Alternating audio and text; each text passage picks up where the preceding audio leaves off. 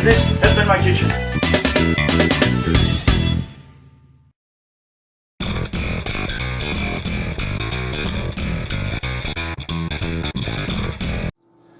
Pink salmon. We're down to making pink salmon now, folks, because the rest of the food we have in the house won't feed everybody at once. So we got to depend on smaller little meals to help us through the next pay period. So if your budget is tight like ours is, then you might want to take a look around your pantry, see what you can find. And today we found pink salmon. We're also going to have with it some Italian 5-cheese shells and some rice that is going to be going in the cooker. So that'll make for a full-blown meal for us. And all it takes is just looking through your pantry, see what you do have, see what you can make a meal out of, and hopefully those checks will start rolling in once again. Now, what we're going to do is going to open up, and I'm going to show everybody how to make not just pink salmon from a can, but we're going to turn those pink salmon cans into pink salmon patties, which is really nice. So, okay, we're going to take this on over here, drain off all the water and oil and juice and whatnot in there. Drain it all away, drain it all away. Instant salmon smell. Mmm. Gotta love salmon. There's our salmon. With sardines. There's bits of sardine in there, folks. Can lid out of there. Get it out of there. Okay. Okay, now that we got all of our canned salmon, master of dropping things strikes again. Okay, now we got our canned salmon and other fish product into our bowl. We're going to break this down a little.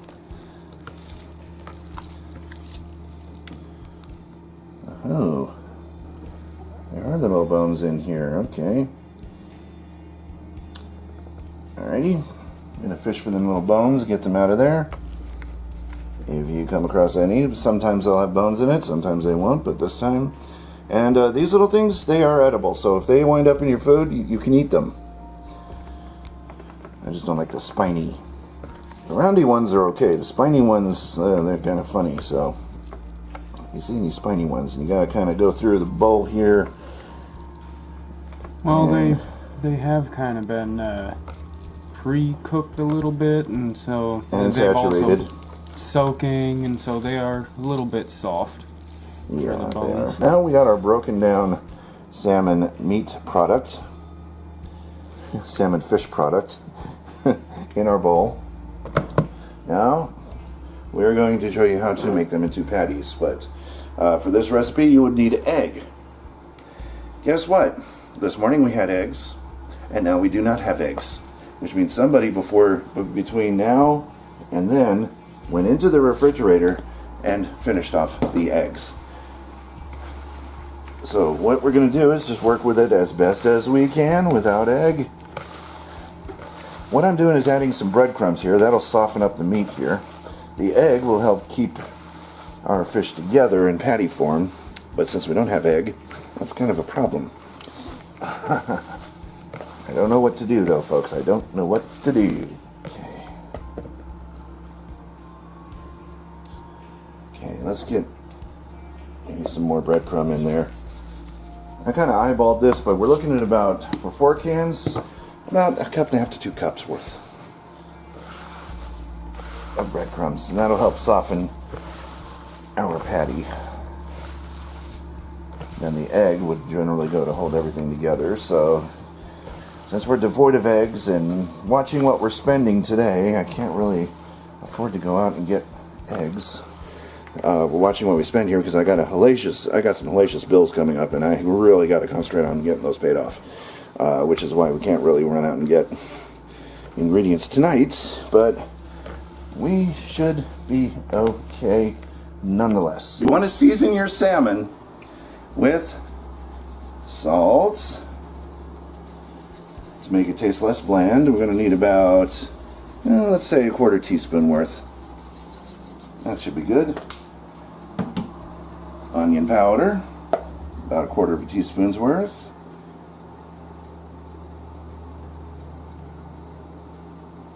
Okay. Garlic powder, likewise, 1/4 teaspoon. I'm really on top of the ball today. Pepper to taste.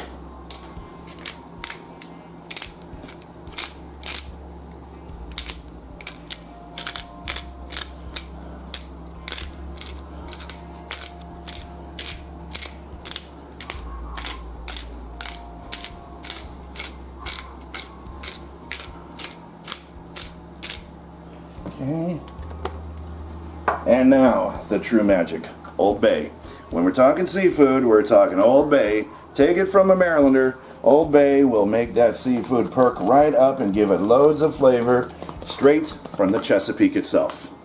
Now that side doesn't really work that well, so I'm going to open up this side of the Old Bay and just really let it sprinkle down in there, because you need a lot of this. You need about a 1/2 teaspoon of Old Bay if you want a flavor. It's really nice, because you want the flavor of Old Bay to overwhelm the flavor of garlic powder, onion powder, and all that stuff in there, because this is where the flavor is, folks. The other stuff is there to enhance the taste, and Old Bay is there to flavor it. Now we're ready to make some patties. Are you ready to make some salmon patties? Well, we would be ready too if we had egg, but since we don't, we have to go to the next. Go to the next step and just deal with everything as we get to them, and hopefully they won't be so dry and brittle when we are done. Because that's what egg does. It keeps them moist and keeps them together so that they don't break apart while you're cooking them. Any suggestion on maybe a substitute if others don't have eggs? Not really. No. If you happen to have the cartons of eggs, you know, the carton you pour in, but that would be the only substitute I can think of. If you don't have that, you don't have eggs. You know. And then we're going to coat our griddle with cooking spray, some canola cooking spray. And then we're going to take our salmon patty and lay it right down there. Let that heat up a bit while we work on patty number 2.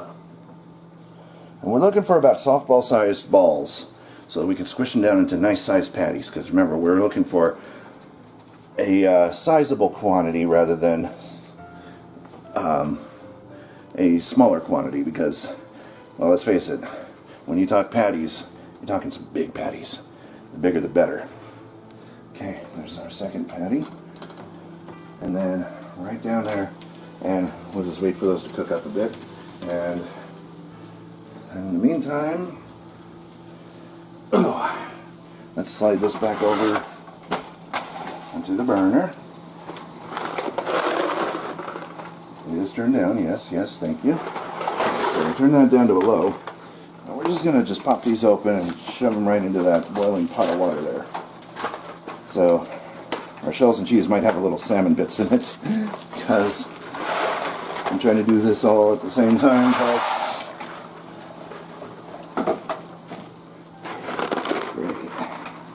Cheese out and move the shells in. Put the shells in the water, let them boil up, and then we need a spatula. So I'll get a spatula down here. Okay, got us a spatula. Alright, and then while I'm at it, a spoon for stirring the noodles.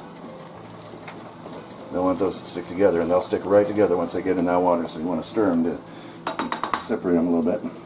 Okay, now, just a few more moments, and we're going to be flipping these over to see how well they're doing. Now with salmon patties and burger patties, you really don't want to flip them all too much, but you know, give them about, say, 6 minutes on each side.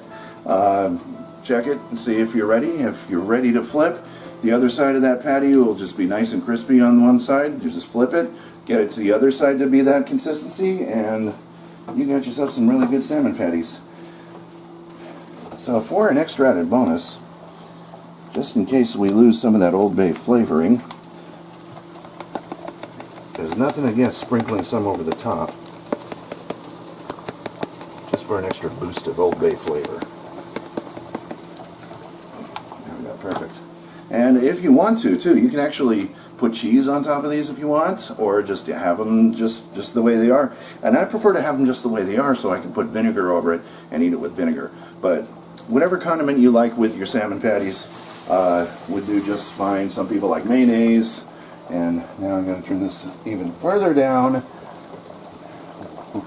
because I noticed that these burners don't really react to how high or low you turn your fire on after they've been on for a prolonged amount of time. So if you turn it up to medium high, then turn it down to low, it's going to take forever for it to reach low. So take a look see.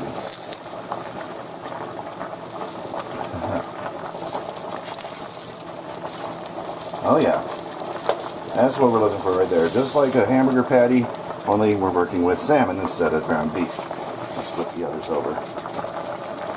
You see, that egg would have prevented this. But when you got a shortage of food in your house, you kind of have to make do with what you got. That's what we're doing here, folks. Making do with what we got. And there we go. There is our flipped salmon. Doesn't take that long to get cooked on the other side really good, just as long as you put enough cooking spray in your griddle or skillet or whatever you happen to be cooking with. But I prefer to use a griddle because you can put more on it. And I put that way down to low. You're still boiling like a crazy mofo here, so yeah, you're on a 2, acting like you're on 8. Oh. So this stovetop isn't We're fogged. this stovetop isn't really up to a perfect regulation. I don't know why, but it is what it is, and that's what we deal with. And sometimes in an imperfect world, you just got to put up with a lot of imperfection. Okay, so now we're going to take another look and see how the other side of these are coming, and very carefully flip them over. Perfect. A little bit singed there, but that's okay. Let's get some plates out, and we're going to plate them real quick.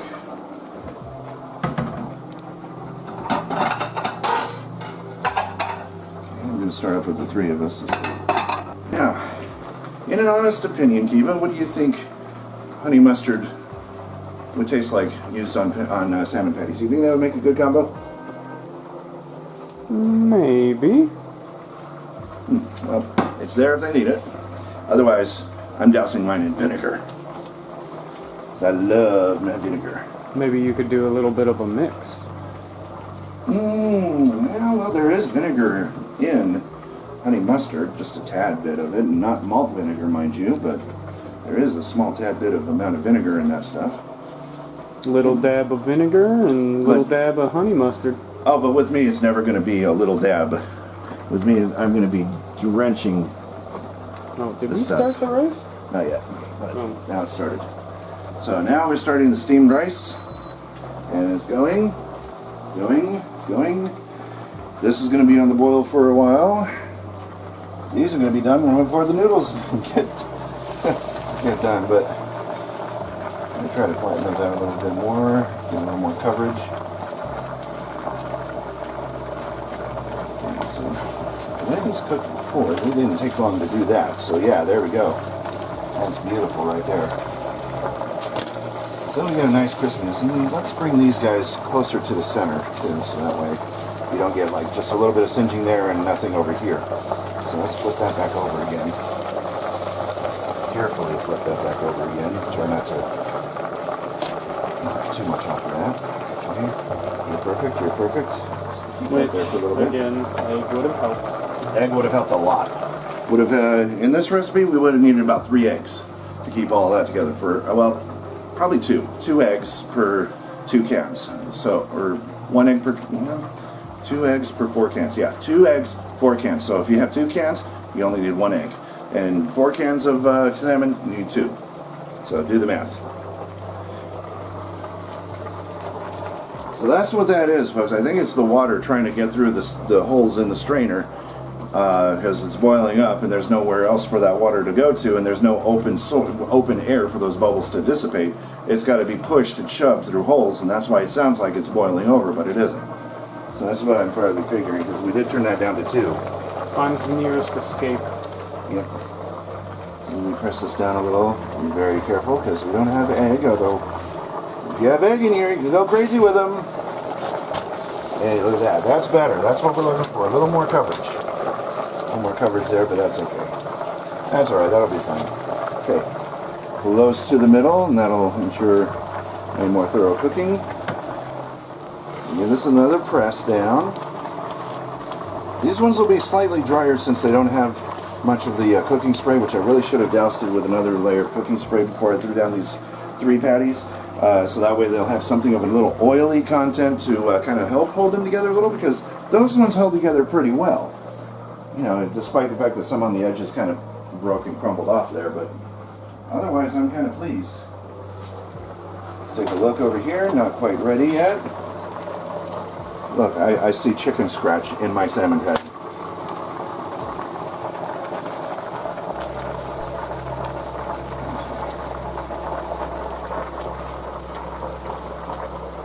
Get these to cook a little better, a little better. That one's just about ready too, because we don't want to overcook that one. That one's closer to the heat, so pop you over here. Pop you in the middle. That's probably why it's not getting enough distribution of crispiness, because we neglected to shoot another load of cooking spray onto the grill. That's why it's not getting as much coverage as before. And cooking spray really does make a difference. See? Let's kind of put these guys over here and let them cook a little more. Get a little more coverage going. Meanwhile, let's take a look at our shells.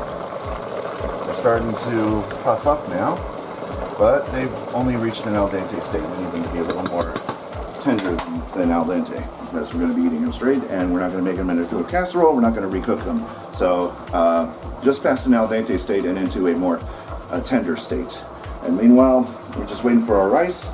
Waiting for these to finish cooking. We'll plate everything. We'll give a taste test. We'll let you know how everything is in just a few moments. So we'll take you there when we're ready to plate everything. And hopefully, without the egg, despite the egg not being there, this should taste just as good.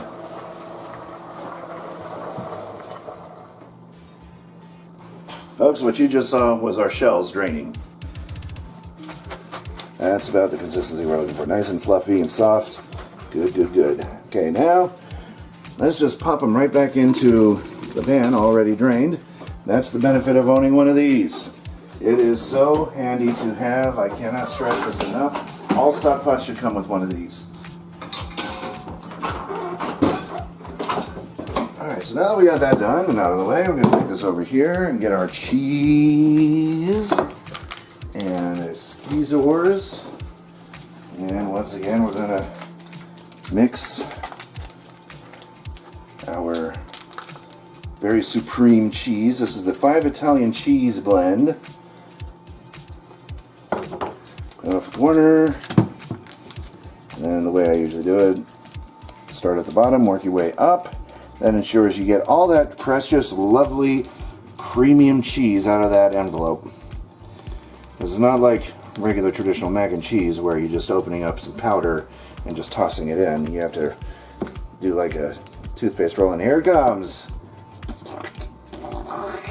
Yeah, it doesn't look very appetizing when it comes out of that envelope, but when it's all mixed together,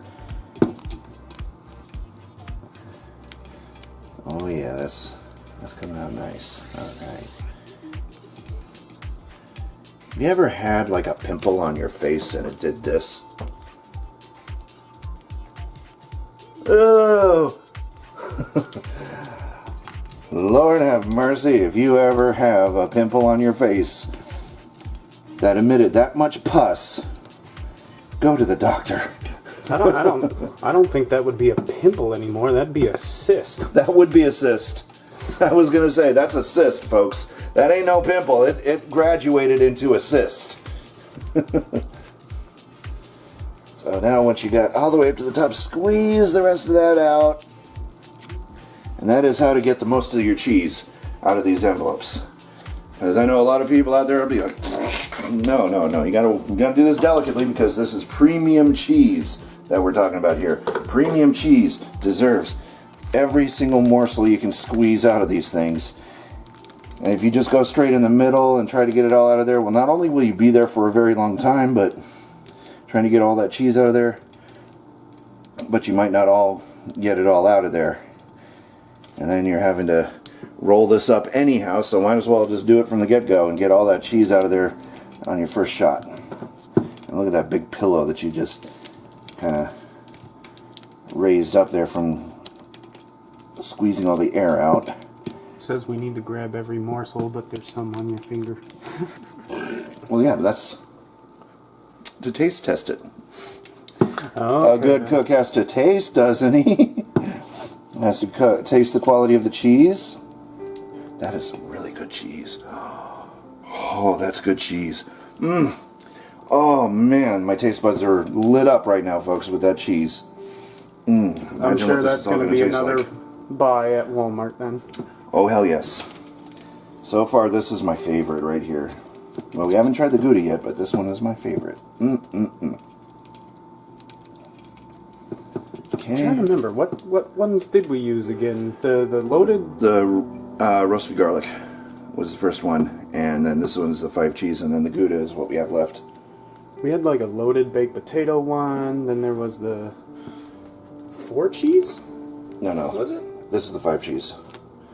No, the one we had was the roasted garlic one. The garlic and herb. Oh, okay. Roasted garlic and herb.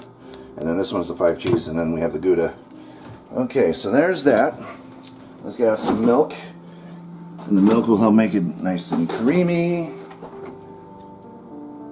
Got a little bit of fat-free milk this time. Yep, that's what we got. And that's what we're using.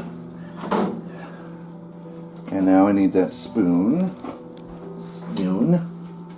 And we are going to now mix our shells and cheese together. Incorporating the milk with the cheese, make it nice and creamy.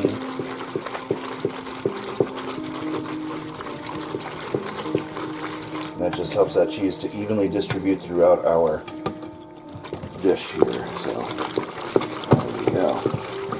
Looking good. There's a little bit of cheese up here. I'm just going to knock that down back into our mixture and just stir that in. Okay. And there we have it. Let's get rid of these.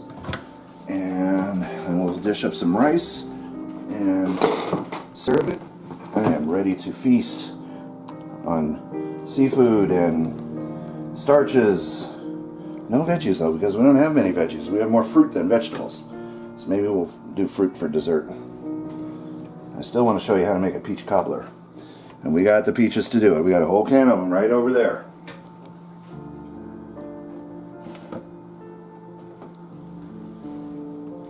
Okay, I'm just going to hold it up like this. There we go. Ah! 3 spoonfuls per person, looks like. Sacrilege.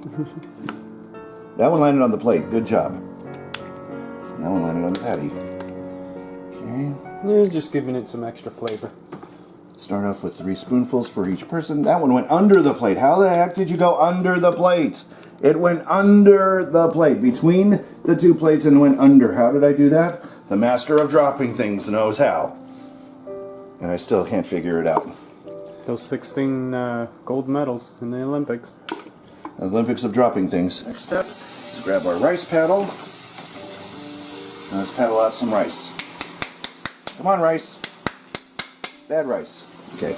Now, that's not how we paddle out rice. We just do it like this. Get some steamed rice up. This is some steamed rice. Now, for the fun part, finding a spot on the plate to plate it. So that salmon patty is going to be pretty hidden. So I guess we can call this meal a hidden treasure salmon patty because of all the stuff we have going on the plate. It's like a hidden treasure. You got to find it.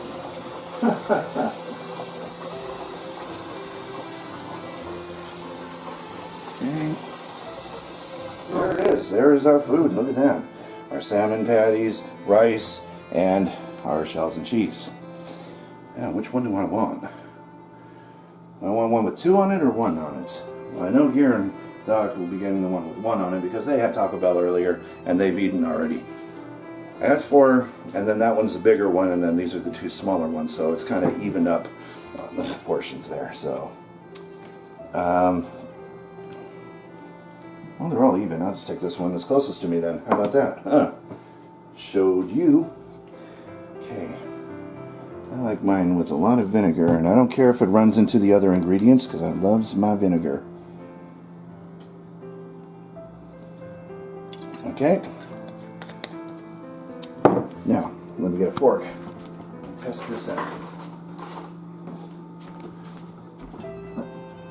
Alright, and I'll get some butter for that rice soon because I like my rice with butter. A little extra dab of, whoa, it's breaking apart on me.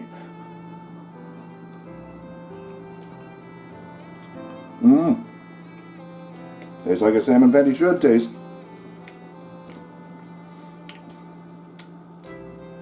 You can really taste that Old Bay in there. So, that's it on how to make salmon patties.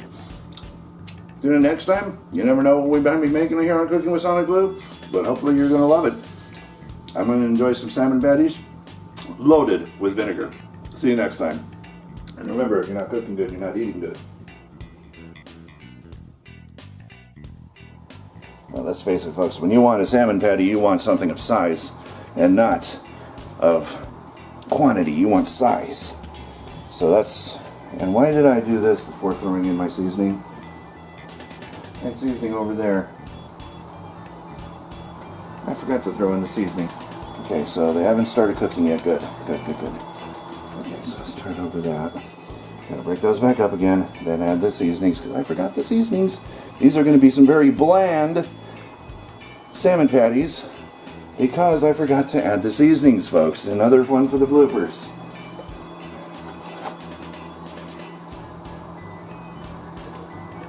Okay, so our salmon patties will have a touch of cooking spray.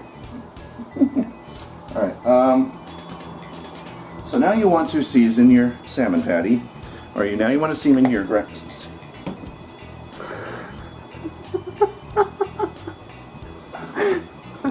You can definitely tell where mine is at.